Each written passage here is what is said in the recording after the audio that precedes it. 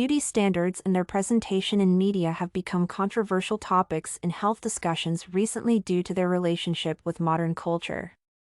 One side claimed that they are harmful as they enforce unrealistic stereotypes and make people feel bad about themselves. They argue that current presentations of attractive people in media are not organic but enforced by sellers of cosmetics and other beauty products. On the other hand, some people claim that beauty standards are beneficial, at least in theory, because their depiction of beauty implies or directly promotes health. In the context of contemporary issues such as obesity, companies other than cosmetics manufacturers can use beauty standards to promote products that enhance people's well-being. This essay aims to investigate both sides of the issue and discuss the primary arguments presented in the debate in additional detail. Opposition to beauty standards.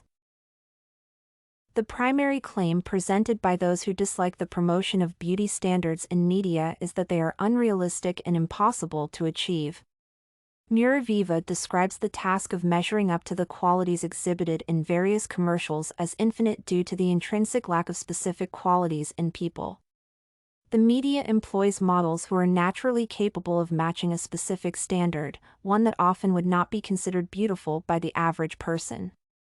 It also contributes to the idea further by depicting these people in extremely positive contexts and associating the person with beauty by implication. By depicting the life of these people as better than the viewers, the advertisements create a desire to be like them in every way. As such, people feel compelled to follow these unrealistic standards and attempt to change themselves to match a standard they cannot attain.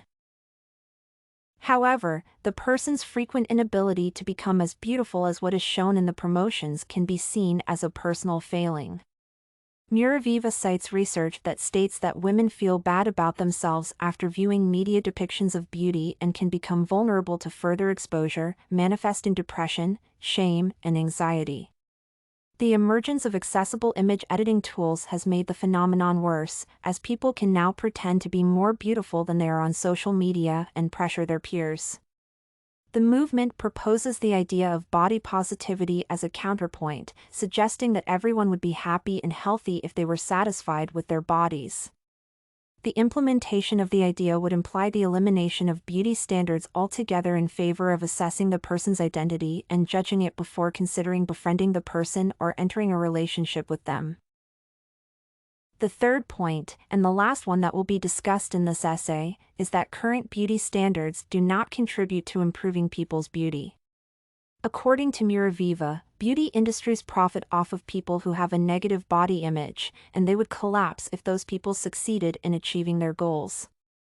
As such, they keep the depictions they promote as impossible on purpose, and even if a practical method of achieving these targets emerged, they would shift the goalposts so that the new standard was still unachievable. Thus, there are no positive connotations associated with popular depictions of beauty, as they exist solely to extract money from consumers with no regard for their health or well-being.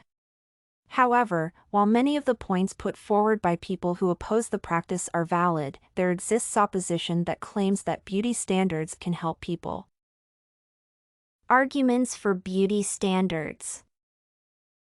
The primary argument for the existence and use of beauty standards is that beauty is not a recent construct and has emerged because it has considerable evolutionary benefits. Various works, going back as far as Greek mythology with Helen of Troy and further, discuss the topic of beauty, both in men and in women, and its close association with desirability. As such, the argument is that beauty is natural and cannot be removed from people's minds without intense psychological conditioning. Therefore, even if specific standards were no longer promoted in media, some people would still feel or be ostracized based on their failure to adhere to some set of norms, whether intentionally or not. While current unrealistic depictions are not desirable, they do not match public beauty standards in the first place and should be amended to reflect reality.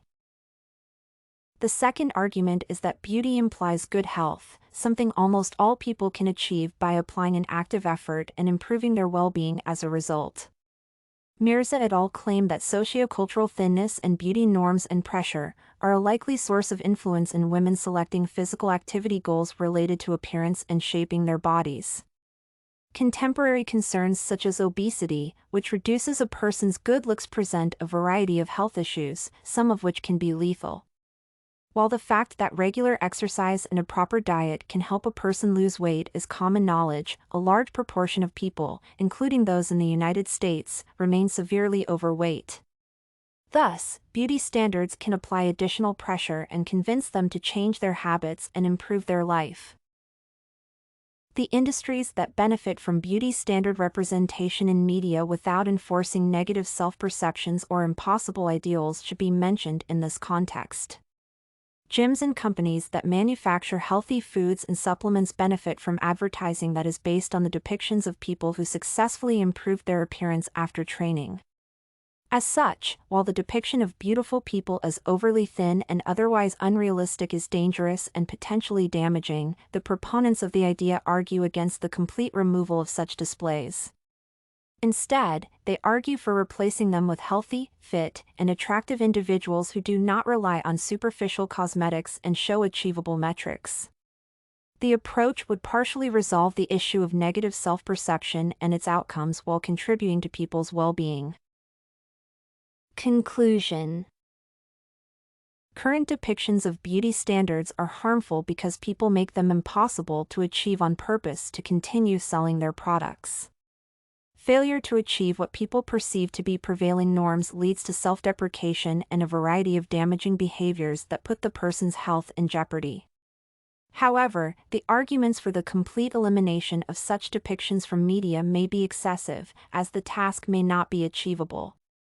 Beauty is not a marketing construct but rather a standard that is established by society and incorrectly relayed in commercial depictions. Furthermore, promotions of beauty can emphasize health, which is a concern due to various conditions, such as obesity, that are preventable and can be addressed through personal effort. Beauty standards help firms sell healthy products and convince people to pay attention to their physical well-being as part of overall attractiveness. This and many other essays are available at studycorgi.com.